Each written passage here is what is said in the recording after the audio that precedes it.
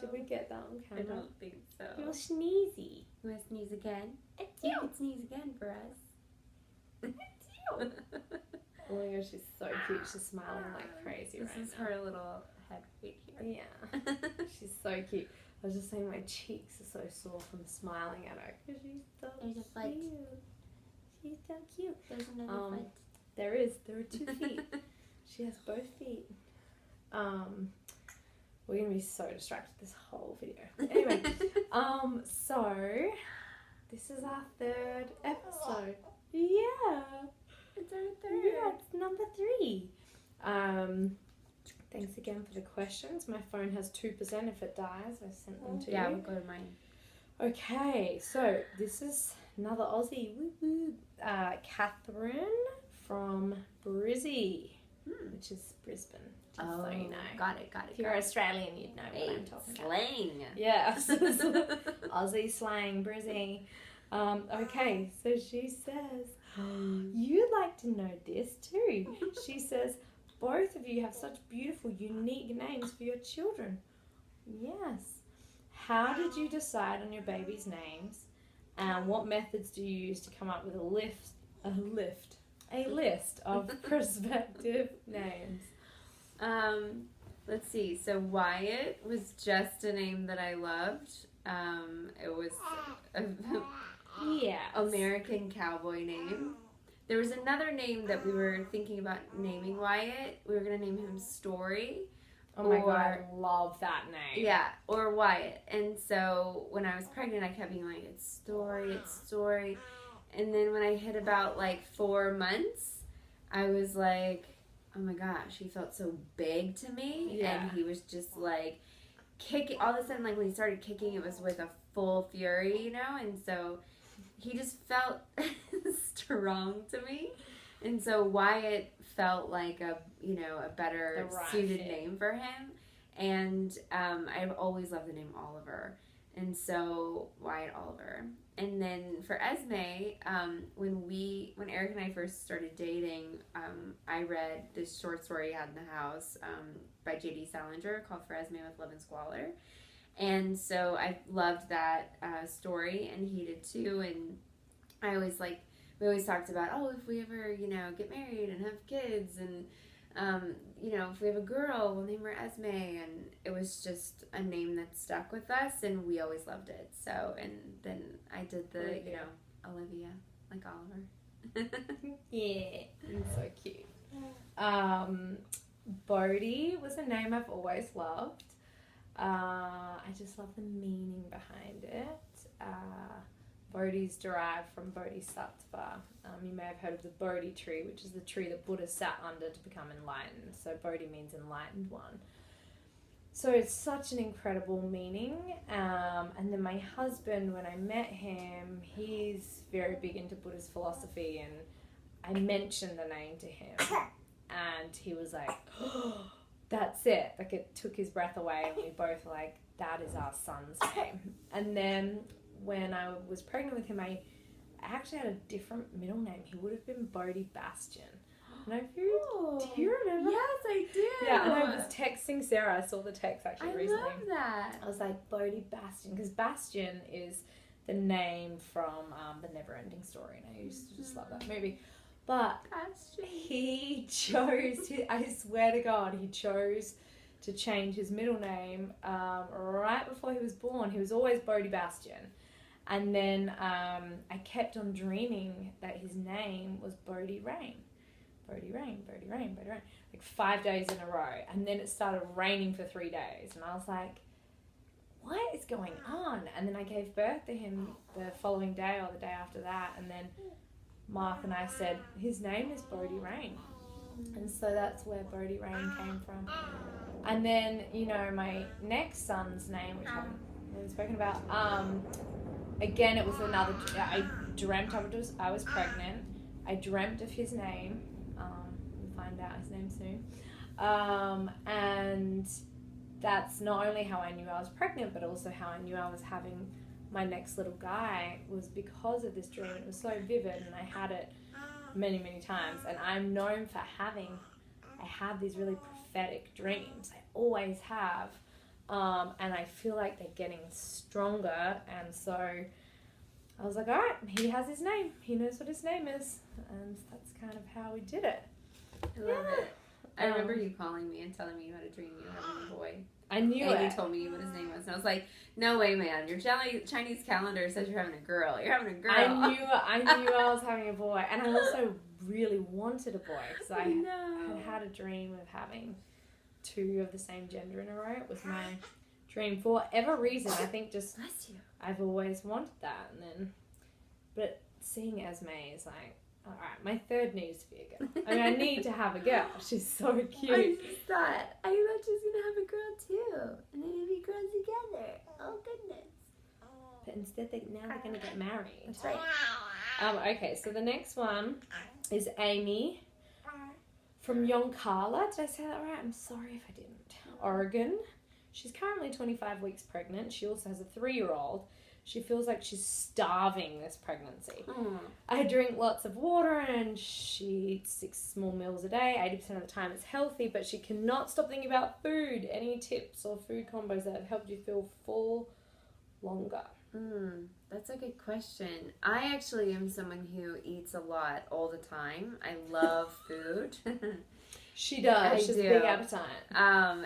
And I struggle when I'm breastfeeding. I struggle to get full, and I am always hungry.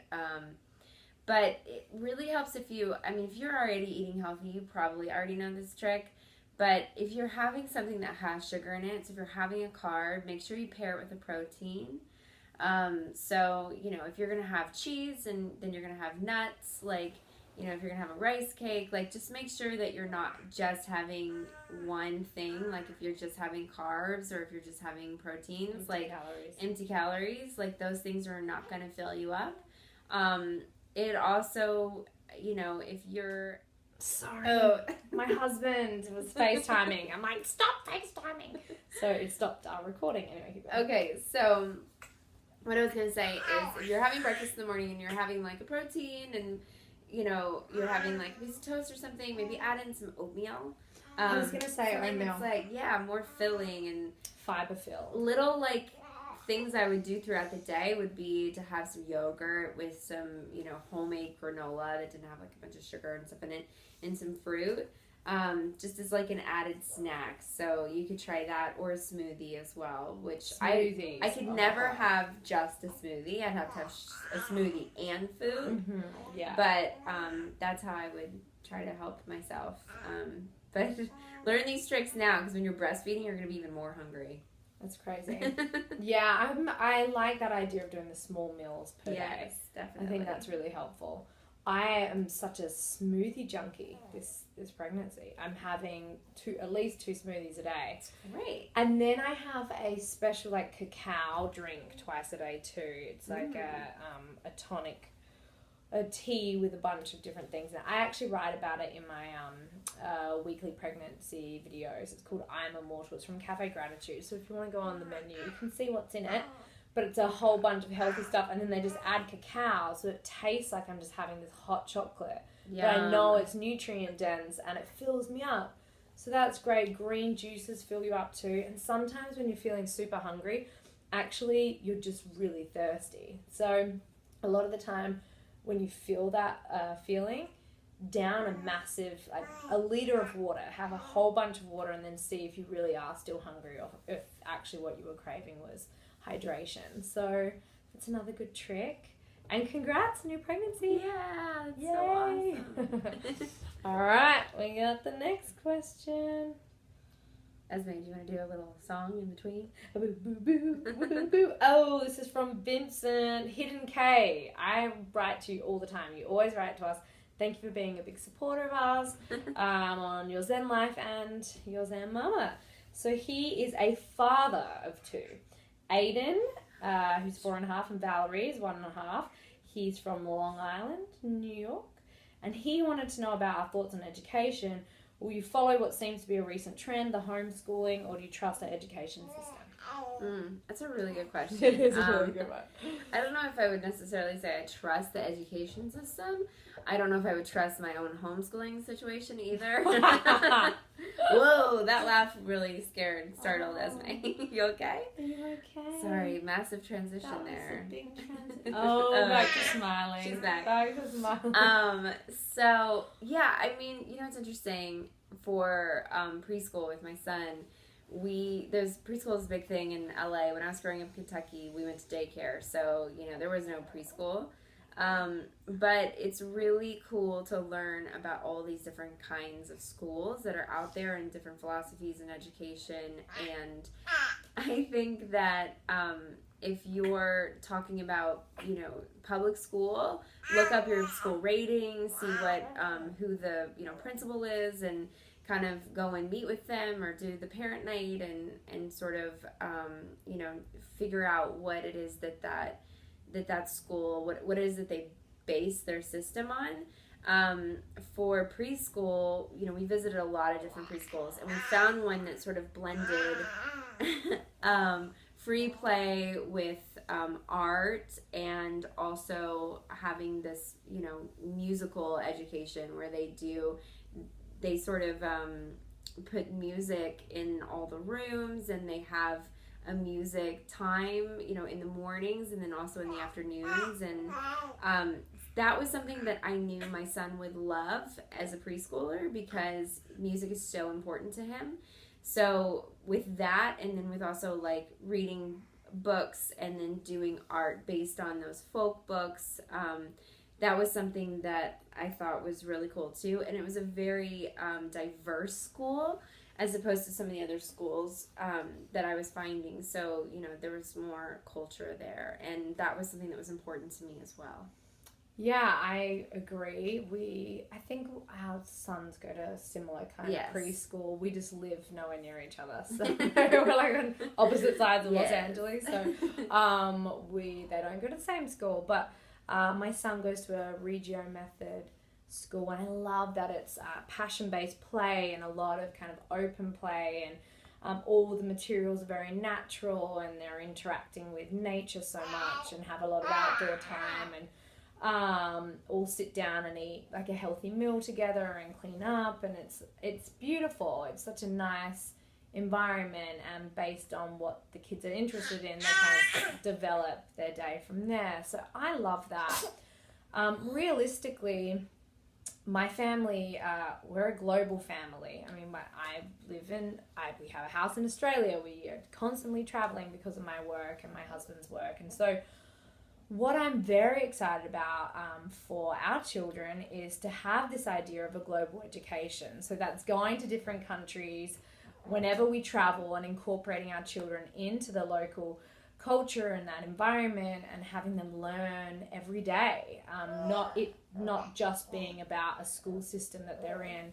So that means for us it's going to be interesting, because we have to find schools that complement each other around the world when we travel, as well as kind of filling in some time with some tutoring, and we haven't got there yet. I mean, right now we've been in LA, my son's in preschool.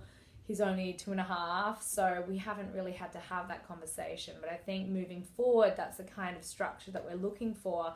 And I'm excited for him to have all these beautiful experiences around the world. And, I didn't get to have that. I went to a private Catholic school for 13 years. And whilst I enjoyed it, I feel like I did so much more of my learning once I started traveling. And it was really an important part of my life. Same here. I didn't go to college, and neither.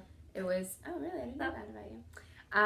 And university, Sarah. Sorry, university. I didn't go to university. I had a global education. I was like going all around the world. So I completely agree with you. And I also feel like, I think public school can be really great.